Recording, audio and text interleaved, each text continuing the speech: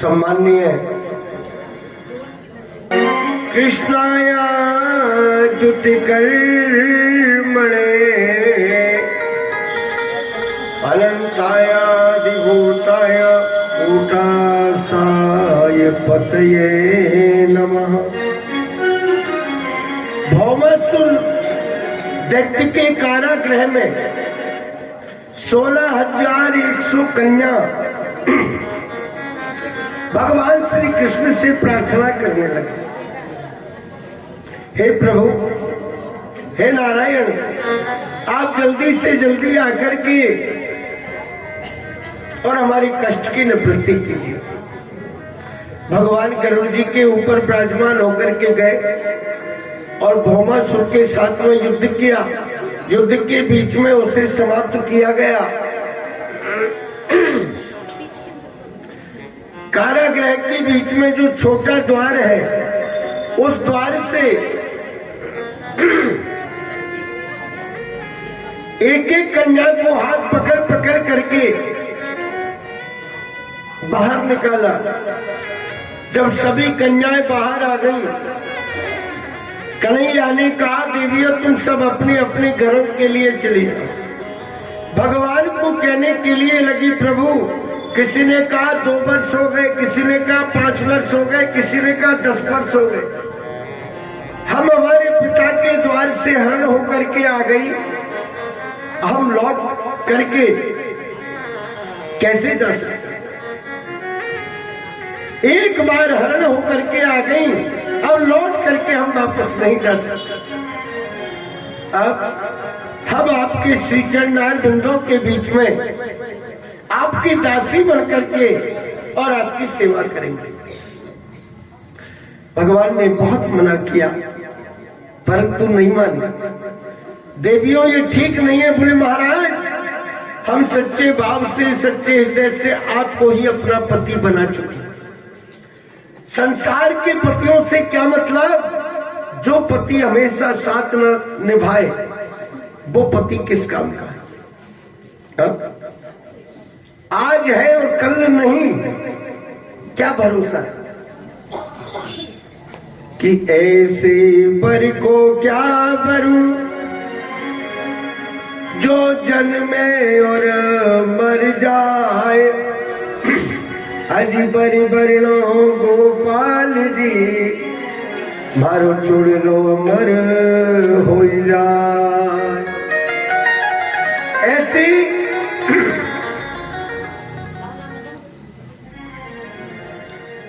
ऐसे पति को क्या बदला? हम तो सच्ची आत्मा से, सच्चे मन से और आपको ही हमारा स्वामी मान चुका। भगवान ने सारी कन्याओं के साथ में एक साथ में गंधर्व रीति से विवाह संपन्न कर लिया। गंधर्व रीति से विवाह संपन्न हो गया।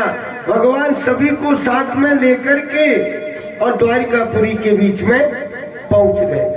अब भगवान श्याम सुंदर के कितने विवाह हो गए जी? 16,108। मेरे भाई बहन, 16,108 विवाह हो गए। अब आप लोग ऐसे मत समझना कि भगवान अकेले तो 16,108 रानियों को कैसे संतुष्ट रखते होंगे, कैसे प्रसन्न रखते होंगे। तो ये समझिए कि जितनी रानियां है ना, उतने ही भगवान ने उतने ही भवन बना दिए, और जितनी रानियां हैं उतने ही अपने रूप धारण कर लिए। प्रत्येक रानी के पास में, हाँ आप भी पधारिए, पधारो, एक कुर्सी लगा देना बगल में।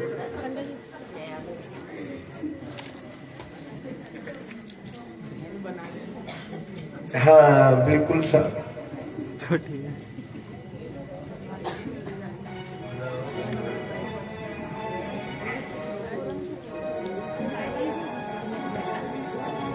मेरे भाई बहन,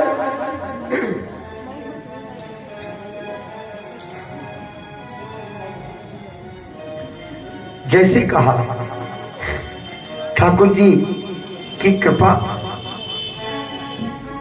भगवान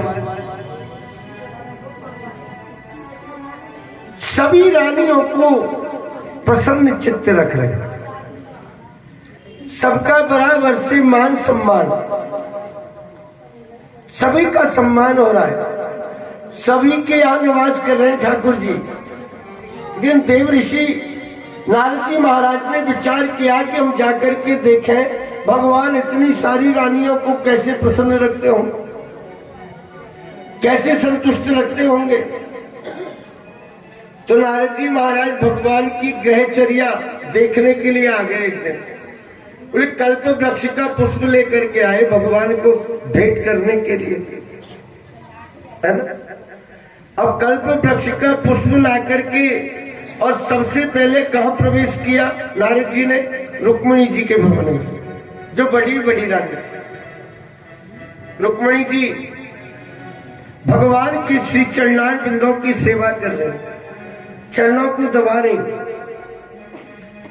नारद जी पहुंचे, जय श्रीवन नारायण, आओ देव ऋषि पधारिए महाराज।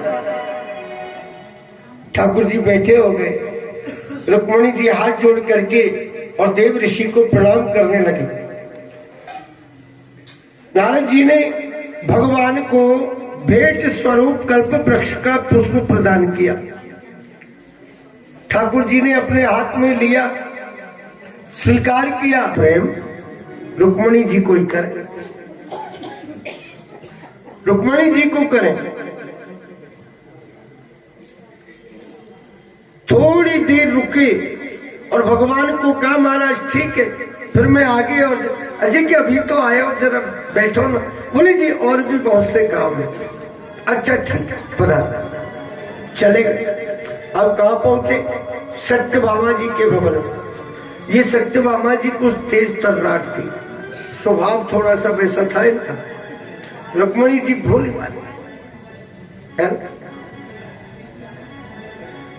रुक्मिणी जी भोली भाली और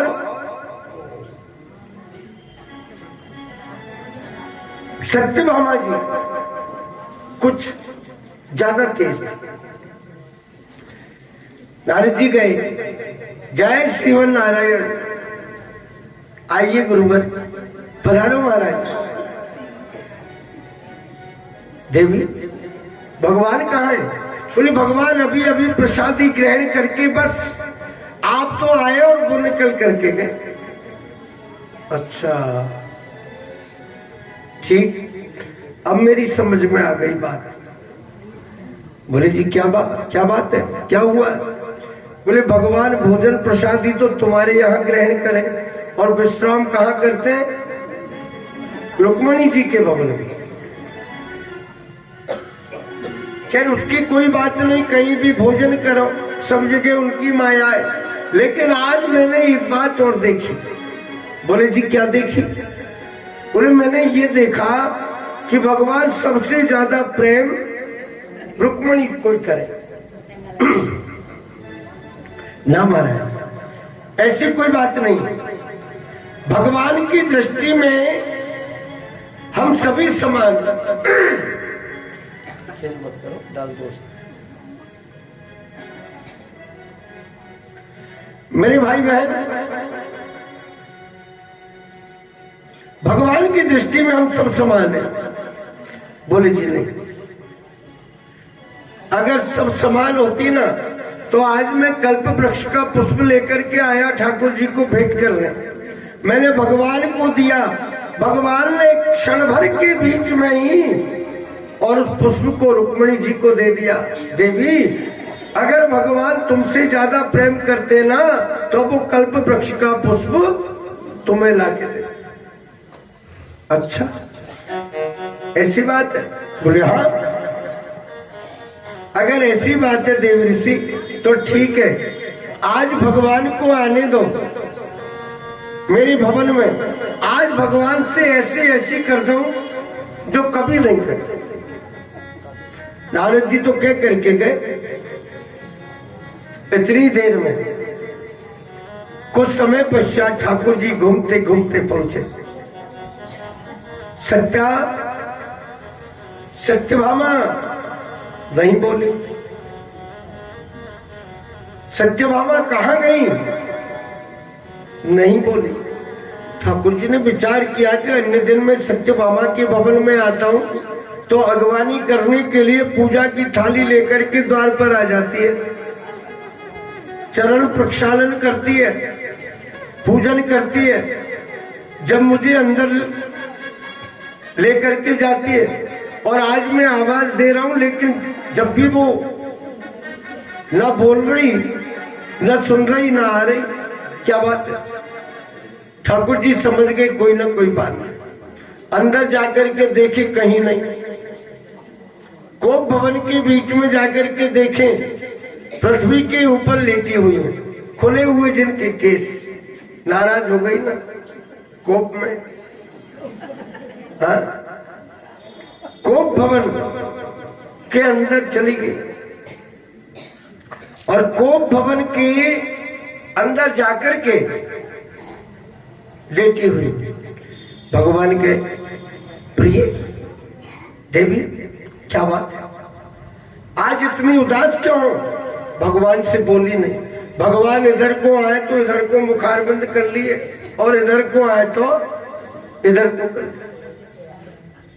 कभी इधर को और कभी इधर।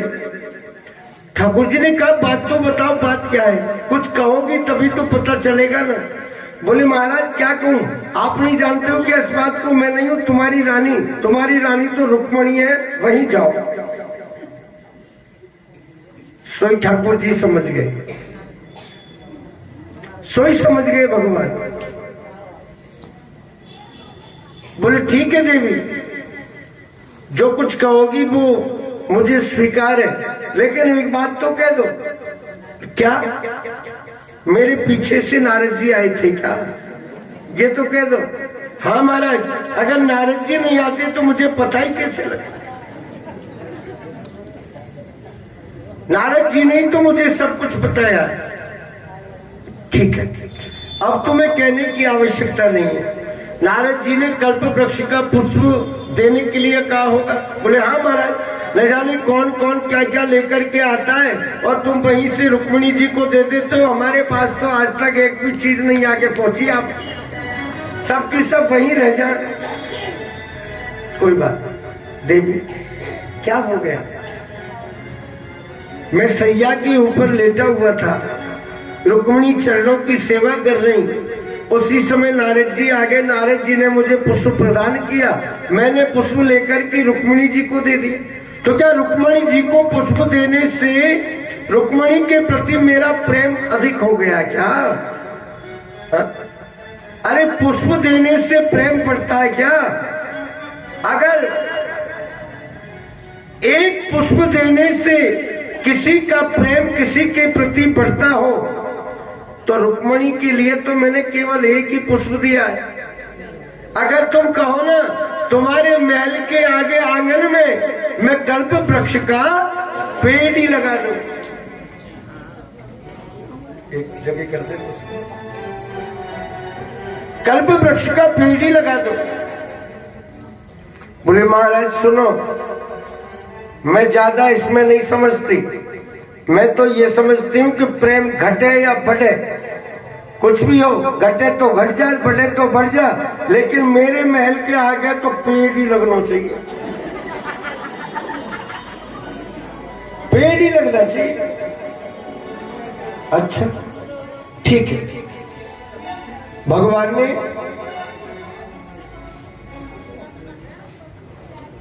महाराज गरुड़ जी को भेजा। गरुड़ जी को जाकर के बोला कि स्वर्ग में जाओ, राजा इंद्र के बगीचे में, और कल्प वृक्ष को लेकर के। गरुड़ जी गए, जैसे ही लाने के लिए लगे कल्प वृक्ष को, सो मेरे भाई बहन, गरुड़ जी महाराज को गौलोक धाम की गौओं ने कल्प वृक्ष नहीं लाने दिया। क्यों? अगर ये कल्प वृक्ष यहां से चला गया तो स्वर्ग की महिमा घट जाएगी। त्रिलोकी के बीच में केवल और केवल एक ही जगह कल्प वृक्ष है। कहाँ? स्वर्ग में, राजा इंद्र के बगीचे में। अगर ये यहाँ से चला गया तो